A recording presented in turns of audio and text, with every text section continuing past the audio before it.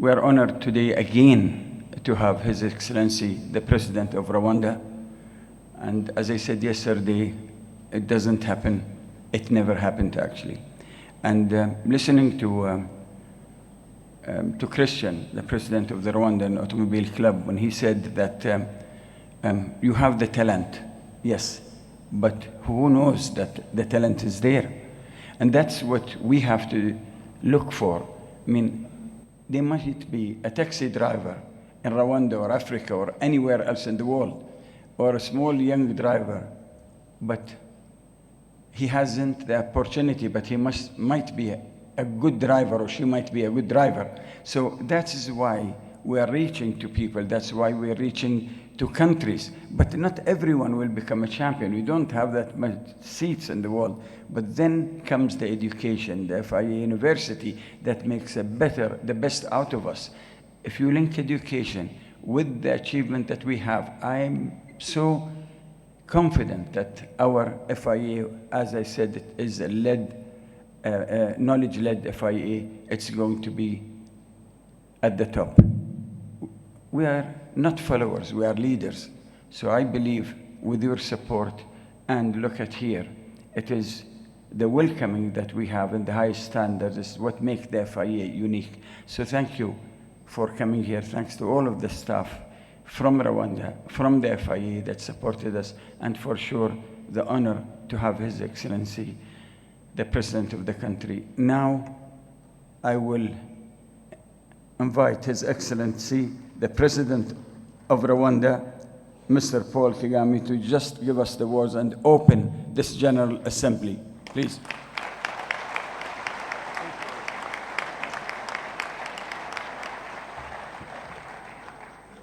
A good morning to you all. I welcome you to Rwanda. We are very happy to have you with us. I want to thank the FIA under the leadership of Mohammed Ben Salem for choosing our country as the venue for this meeting, as you mark your 120th anniversary. We are particularly honored to host the prize-giving ceremony later this evening. For the very first time, the FIA General Assembly is being held in Africa, and this is a very important milestone which signals the goal of the motorsport industry to connect directly with the fans and aspiring drivers in Africa. All over the world, motorsport is recognized for its elite performance, focus on safety, and cutting-edge technology. Behind these high standards is the stewardship and the governance of FIA and its member organizations, which guide the future of racing. I would like to commend FIA's sustainability initiatives. Formula E is a good example where we are seeing the development of electric vehicle technology. In Rwanda, we are pleased to be working closely with the Federation to develop a cross-car manufacturing facility. With the FIA's blueprint, students from Rwanda Polytechnic produced a low-cost prototype, the first of its kind, which I was very happy to see last night. This highlights the importance of a skilled workforce to unlock more career pathways in motorsport in Africa such as engineering and design. In a world where various forces are pushing us apart, the values of sportsmanship should bring us even closer together. It all comes down to respect and giving everyone the chance to contribute where they can. That's why it is so important for countries in every region and every income level to have a fair shot at hosting international sporting events.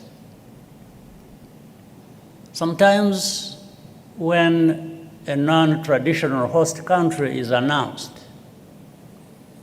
it is as if we did something wrong.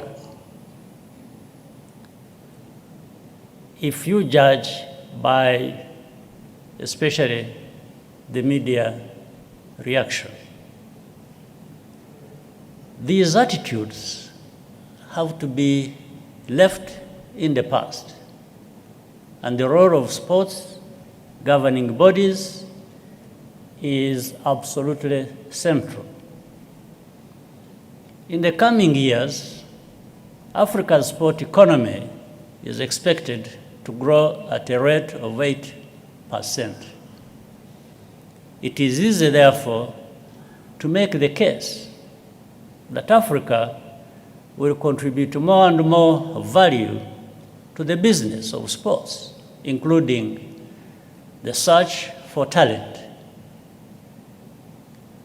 I'm happy to formally announce that Rwanda is bidding to bring the thrill of racing back to Africa by hosting Formula 1 Grand Prix.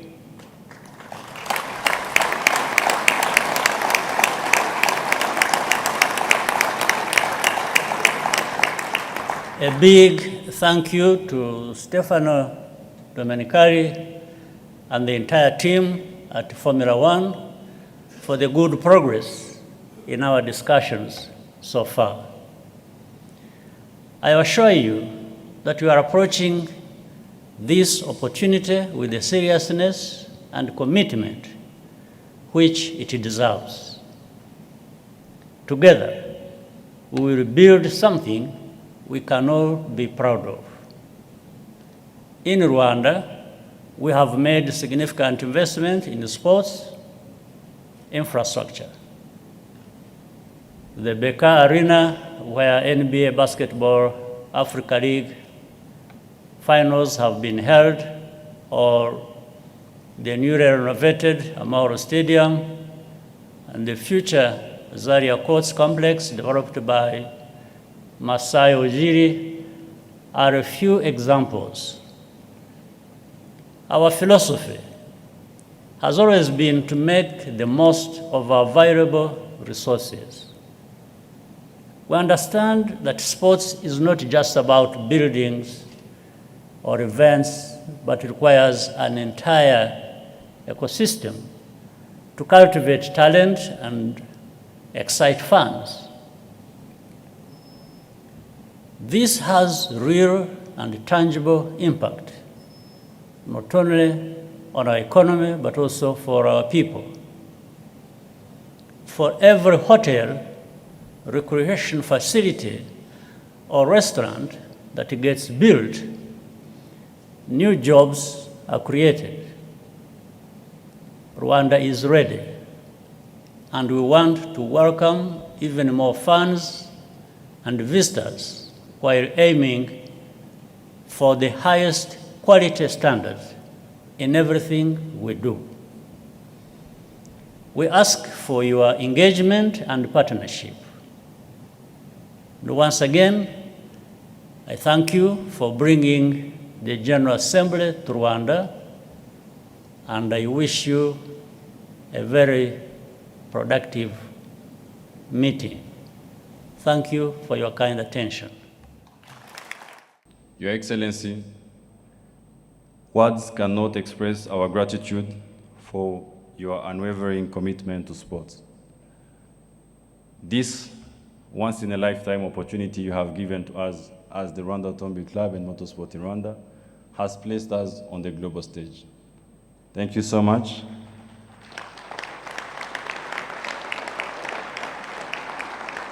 And to the FIA team, the guests, thank you so much for choosing Rwanda. I wish you a fruitful General Assembly, and I hope to see you again this evening as we enjoy the celebration of the Champions of the Year. Thank you.